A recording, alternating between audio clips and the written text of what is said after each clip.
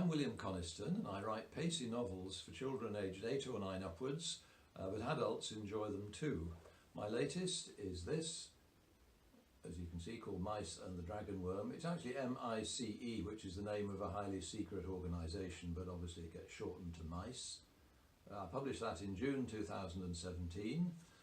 It was a sequel to this one, which I published in 2016, Mice and the Stone. I'm currently working on a third, which I hope to publish in 2018. The novels are about two children who inherit a mysterious black stone from their grandfather. They find it enables them to understand birds and animals and to use telepathy, and it also releases a number of other abilities they have. In the first novel, they're fighting enemies from the distant past, along with colleagues from Mice, including a water vole with a steamship, a heron, and 3 technologically advanced mice. In the second one, they're battling against a worldwide cyber attack, which of course is nothing to do with the past. Or is it? Well, you'll have to read the novels to find out. Just be warned, they are a little scary. If I was stranded on a desert island, I'd like it to be with these 3. First, Asterix the Gaul. He's a great adventurer, very resourceful, and I hope he might bring some of his magic potion with him that would give us all on the island superhuman strength and enable us to swim to safety. And he's certainly a good person to have on your side in a crisis. Secondly, I'd like to have Arwen, half-elven, daughter of Elrond, granddaughter of Galadriel from Lord of the Rings. She's quite good looking for someone who's 2,700 years old, and she might be able to teach me a thing or two. But perhaps more importantly, she knows a lot about elf magic, which could be very useful on this island. And thirdly, I'd like to have Scrat, the saber-toothed squirrel from the Ice Age movies. He's so positive and focused on acorns. We might try to focus him on coconuts to help with our food supply. At the moment I'm reading a novel by the Bradford crime fiction author Liz Mystery. It's called Unquiet Souls, and it's the first of a series set in Bradford and involving a police detective called D.I. Gus Maguire. It begins with some enigmatic but rather sinister conversations that we eavesdrop on. Then Gus has a session with his psychiatrist. After that, a body is found after a gruesome murder, and a rabbit is lost. I'm finding it a little unsettling, and I'm sure Liz would be pleased to hear that. She's a lovely person, and I think it's the mark of a good author. I think it'd take quite a number of authors to change a light bulb. First of all, you'd need a popular science author to diagnose the problem of whether or not the light bulb has gone.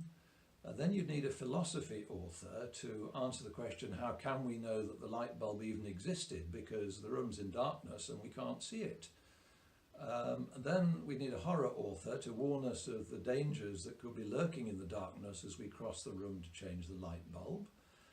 Then we'd need a romance author to let us know what delights might be waiting for us in the darkness as we cross the room to change the light bulb.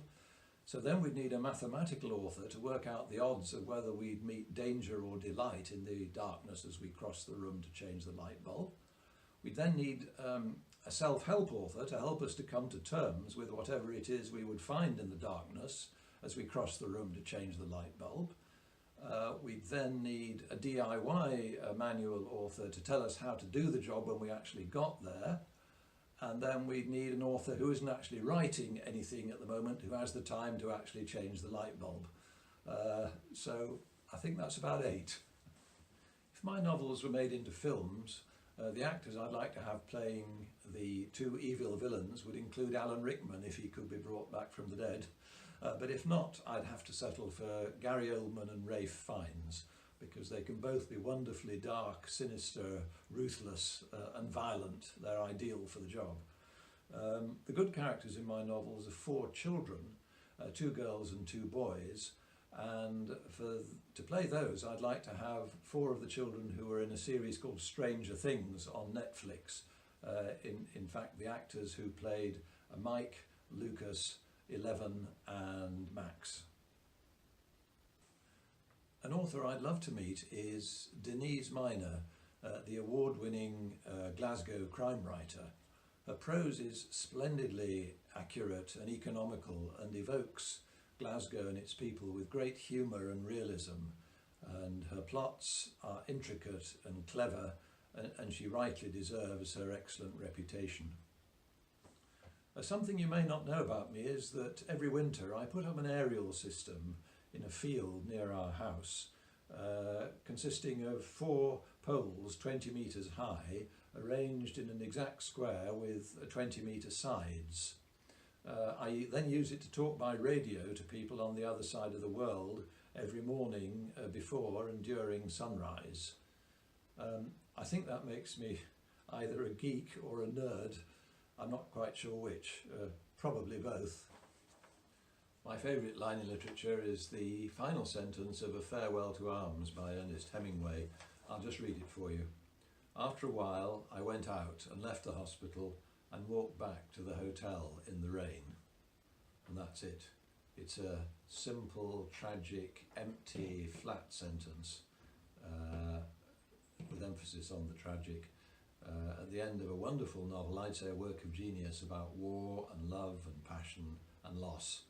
And if you haven't read it, I thoroughly recommend it. But so as not to leave you on a flat and empty note, let me just quote something from the great comedian W.C. Field. He said once, I spent half my money on gambling, alcohol and wild women. The other half I wasted.